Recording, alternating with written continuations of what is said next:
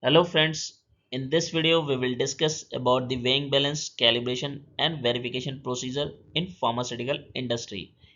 In this video we will understand how to calibrate the analytical weighing balance which is widely used in the industry. However, for other weighing balance, the process parameters may be different but the concept will be same. So here we will discuss about the calibration of analytical weighing balance, right? So friends, my channel name is Pharma Quality. Please view, like, comment and subscribe my channel. And also please share the video so that it can be reach out to the relevant person. So let's begin. So first one is the daily verification. So in the daily verification, first is balance check. So balance check for analytical weighing balance shall be performed by placing the weight of 500 milligram with the help of forceps in the center of the weighing pan. Then record the observed weight and compare it with the standard weight value.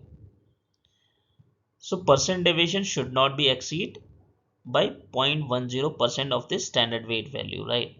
So after comparing the weight, the deviation result should not be vary by more than 0.10%. So perform balance check daily or whenever the balance is turned on. So this should be performed on daily basis or when you will turn on the balance, right? So let's understand this with an example. So percent deviation calculation will be done by using this formula, that is actual weight minus observed weight into 100 divided by actual weight. So the actual weight is the weight which is mentioned in the weight box calibration certificate against the particular weight, right? And observed weight is the weight that you have taken, right? So now next is self calibration verification. So before performing the self-calibration, ensure the weighing pan is clean, the doors are properly closed and the spirit level is in centered position, right? So follow the below steps to complete the self-calibration.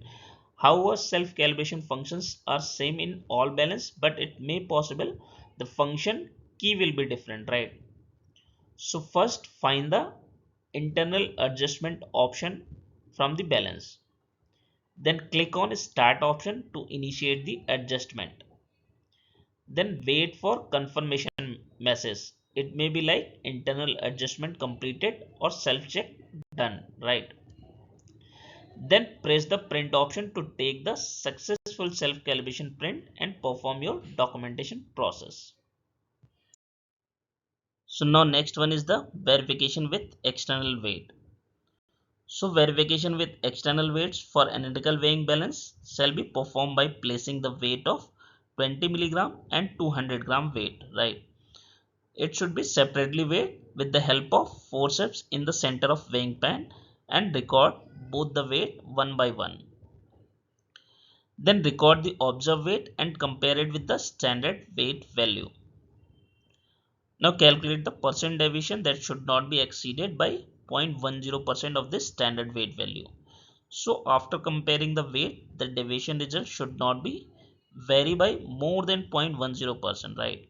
So you can refer the example which I have explained for balance check verification. In similar to that, you can determine the percent deviation for 20 milligram and 200 gram weights, right? Now here we will discuss about the monthly calibration. So in the monthly calibration, first we will discuss the sensitivity check calibration. So during entire discussion, I am taking the example with respect to the calibration of analytical weighing balance, for which generally the operating range is considered as 20 milligram to 200 gram. So before start the monthly calibration, self-check calibration must be performed as we already discussed, right?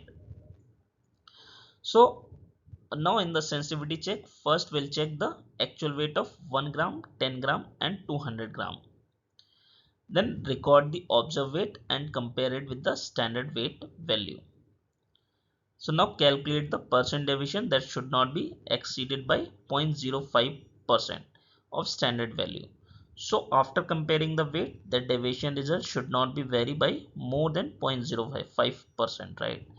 So you can again take the a reference from the example which I have explained for balance check verification. In similar to that, you can determine the percent deviation for 1 gram, 10 gram and 200 gram, right? So now next is repeatability test calibration. So in the first step, we'll weight the 50 milligram standard weight 10 times. That means first we will put the weight of 50 milligram at weighing pan and record the weight. Then again we'll remove the 50 milligram weight and again put the weight of 50 milligram on weighing pan and record the weight. So in such a way, we need to take the 50 milligram standard weight 10 times, right?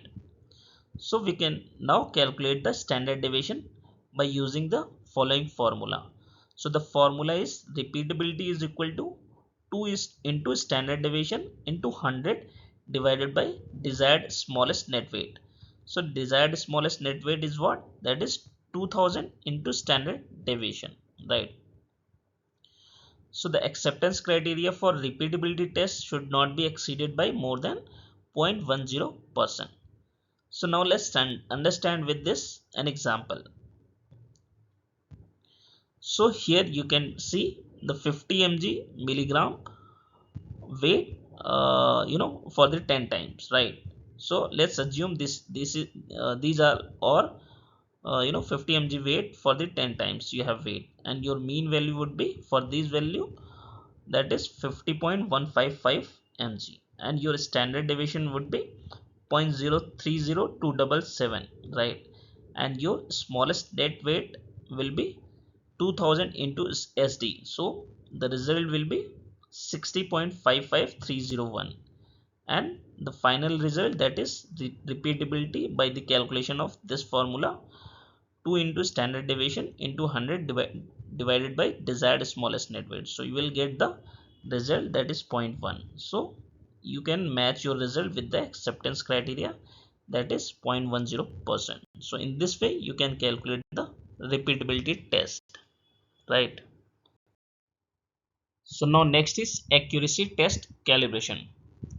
So now in the accuracy test, first we will check the actual weight of 20 milligram, 50 milligram, 100 milligram, 10 gram, 100 gram and 200 gram. Then record the observed weight and compare it with the standard weight value, right? So the deviation should not be exceeded by 0.10% of the standard weight value, right? So you can refer the example which I have explained for balance check verification. In similar to that, you can determine the percent deviation for this accuracy test, that is for 20 mg, 50 mg, 100 mg, 10 gram, 100 gram and 200 gram, right? So next is eccentricity test calibration. So in the eccentricity test, weight 50 gram of weight on 5 different position. As you can see, this one, first, second, third, fourth and fifth position for the round shape of weighing pan, right? In few balances the square shape pan is available, so you can consider the location, that is first, second, third, fourth, fifth, right? So in this position you need to take the weight of 50 gram at given this 5 different location, right? Then record the observed weight and compare it with the standard weight value. So deviation should not be exceeded by more than 0.05% of standard weight value, right? So you can refer the example which I have explained for the balance check verification. In similar to that, you can calculate your eccentricity percent deviation, right, for 50 gram. So now next is minimum weight determination test calibration, right? So the purpose of this calibration is to ensure that the amount of sample required to weight must be equal to or larger than the minimum weight, right? That is also called net weight. So in the first step, we'll weight the 100 milligram standard weight 10 times. That means first we will put the weight of 100 milligram at weighing pan and record the weight. Then again we'll remove the 100 milligram weight and again put the weight of 100 milligram on weighing pan and record the weight. So in such a way, we need to take the 100 milligram standard weight 10 times, right? Further, calculate the standard deviation and determine the minimum weight by using the below formula. So the formula is minimum weight is equal to 2000 into standard deviation, right? So let's understand this with an example. So here you can see I have taken a example of 100 milligram in the form of gram unit, right? So here are 10 10 times weighing of 100 mg weight, right? So when once you will calculate these 10 value, so your standard deviation will be this one, right? And your minimum weight will be 0.01898 gram, and when you will convert this into the mg, it will be 18.98 mg. So you can say that your weighing balance minimum capacity will be 18.98 mg. So that means your net weight, that is minimum weight you can use for this balance, will be 18.98 mg. So below on this weight you cannot be able to take the weight, right? So 18.98, we can say 19 mg or 20 mg above or equivalent to 20 mg we can weight on this weighing balance, right? So this is the basic fundamental of performing the minimum weight determination, right? So friends, this is all about the verification and calibration of weighing balance. Thank you.